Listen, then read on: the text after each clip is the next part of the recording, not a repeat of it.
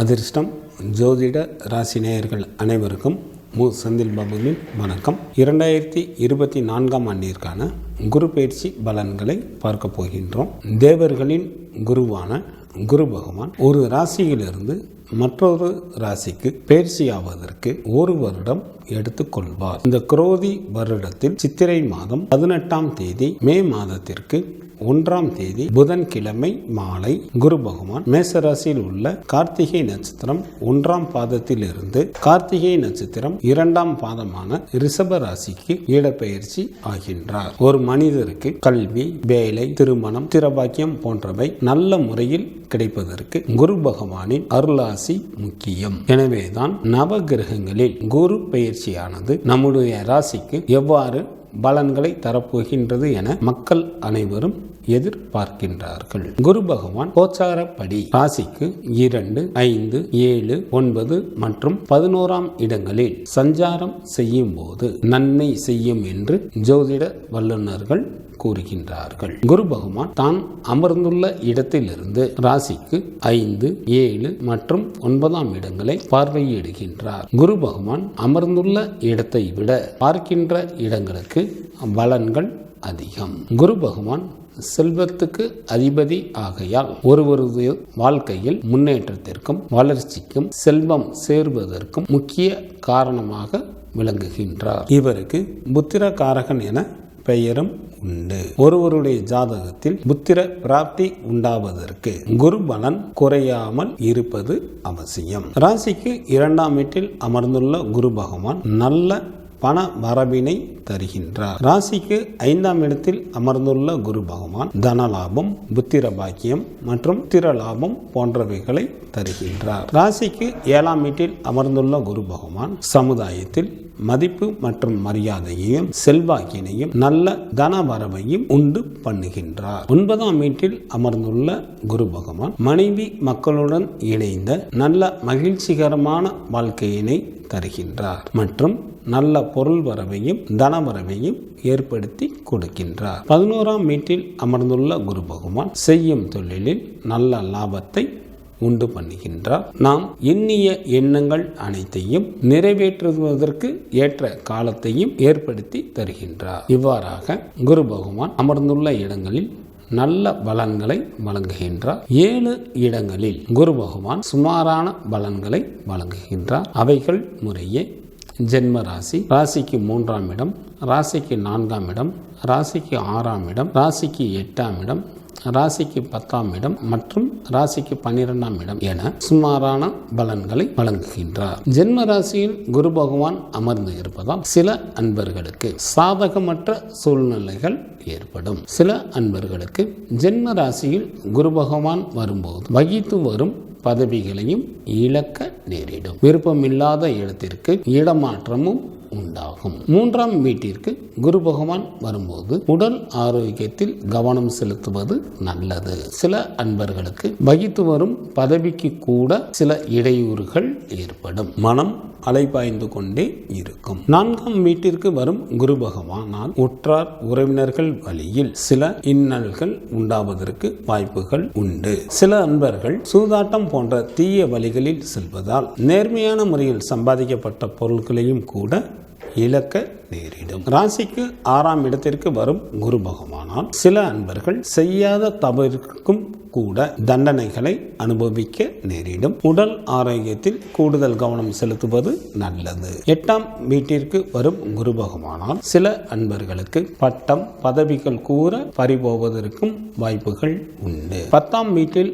அமரும் குரு பகவானால் சில அன்பர்களுக்கு மன கஷ்டம் மற்றும் பண கஷ்டம் போன்றவைகள் ஏற்படும். தவறான வழியில் சில அன்பர்கள் செல்லும் போது தனது பதவி அந்தஸ்தையும் இழக்க நேரிடும். 12ஆம் இடத்திற்கு வரும் குரு பகவானால் சில அன்பர்களுக்கு தன விரயம் உண்டாகும். பதவி இறக்கம் உண்டாவதுடன் அதிக செலவும் ஏற்படும். இவ்வாறாக சுமாரான பலன்களை தரக்கூடிய இடங்களை பற்றி பழம்பெரும் ஜோதிட நூல்களில் கூறப்பட்டு உள்ளது. இவற்றிற்கான பரிகாரமாக வியாழக்கிழமை அன்று குரு பகவான் ஸ்தலமான கும்பகோணம் அருகே உள்ள ஆலங்குடி சென்று வழிபாடு செய்வதன் மூலமாக தங்களது இடர்பாடுகளை நீக்க இயலும். வியாழக்கிழமை அன்று குரு பகவான் ஸ்தலமான திருச்செந்தூர் சென்று முருகன், தட்சிணாமூர்த்தி மற்றும் சூரசம்ஹார மூர்த்தியை வழிபடுவதன் மூலமாக தங்களது வினைகளை தீர்க்க இயலும். இங்கு சொல்லப்படுகின்ற பலன்கள்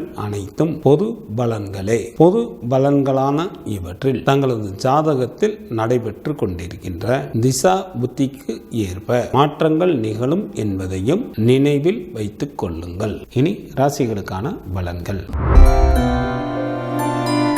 தனகாரகரான குரு பகவானை ராசி அதிபதியாக கொண்ட தனுசு ராசி அன்பர்களே, தங்களது ராசிக்கு 5ஆம் இடத்தில் அமர்ந்து வந்த குரு பகவான் தற்போது ராசிக்கு 6ஆம் இடத்திற்கு செல்வதால் எந்த ஒரு காரியத்தையும் சற்று நிதானத்துடனும் பொறுமையுடனும் எச்சரிக்கையுடனும் செய்ய வேண்டும். குரு பகவான் ராசிக்கு 6ஆம் இடத்திற்கு வருவதால் உடல் நலம் பாதிக்கப்படுமோ என்ற அச்சம் தங்களுக்கு வேண்டாம். 6ஆம் இடமான ருணரோக சத்துருஸ்தானத்தில் குரு பகவான் அமர்ந்தாலும் தனது 5ஆம் பார்வையாக தங்களது ராசிக்கு 10ஆம் இடமான தொழில் ஸ்தானத்தையும் 7ஆம் பார்வையாக தங்களது ராசிக்கு 12ஆம் இடமான அயன சயன சுகபோக ஸ்தானத்தையும் மற்றும் 9ஆம் பார்வையாக தங்களது ராசிக்கு 2ஆம் இடமான தனம் குடும்பம் வாக்குஸ்தானத்தையும் பார்க்கின்றார். இதனால் தங்களுக்கு நன்மையே அதிக அளவில் நடைபெறும். குடும்பத்தில் மகிழ்ச்சிகள் நிறைந்து காணப்படும். தங்களது இனிய பேச்சினால் முக்கிய செயல்களை வெற்றிகரமாக செய்து முடிப்பீர்கள்.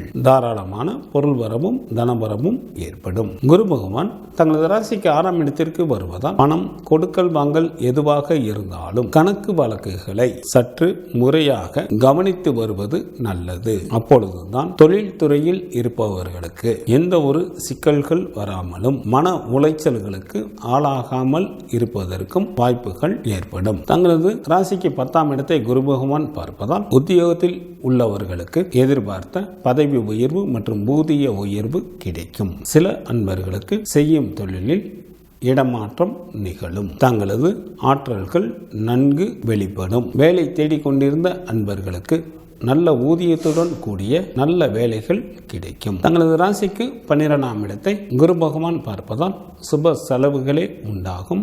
இந்த நேரத்தில் வீட்டின் பராமரிப்பு பணிகளை மேற்கொள்வதன் மூலமாகவும் திருமணம் போன்ற சுப நிகழ்ச்சிகளை நடத்துவதன் மூலமாகவும் தங்களது விரயத்தை சுப செலவுகளாக மாற்ற இயலும். தங்களது ஜனன ஜாதகத்தில் குரு பகவான் நல்ல நிலையில் இல்லாமல் இருந்து கோச்சார ரீதியாக ராசிக்கு 6ஆம் இடத்திற்கு குரு பகவான் சஞ்சாரம் செய்யும் போது சில அன்பர்களுக்கு அவர்களது மனைவியே கூட எதிரியாக மாறிவிட வாய்ப்புகள் உண்டு. இவர்களுக்கு எவ்வளவு இன்பமான சூழ்நிலையும் துன்பமானதாகவே இருக்கும். நண்பர்களிடத்தும் விரோதம் உண்டாகும். செய்யும் தொழிலிலும் பல விதங்களிலும் இன்னல்களுக்கு ஆளாக நேரிடும். சில அன்பர்களுக்கு மனைவி மக்களின் ஆதரவு இல்லை என்றால் குடும்பமே வேண்டாம் என்ற மனநிலையும் ஏற்படும். இவ்வாறு இருப்பவர்கள் தற்சமயம் புதிய தொழில்களை தொடங்குதல் கூடாது. தொழில் அமையும் வரை இருக்கும் தொழிலை அனுசரித்து செல்வது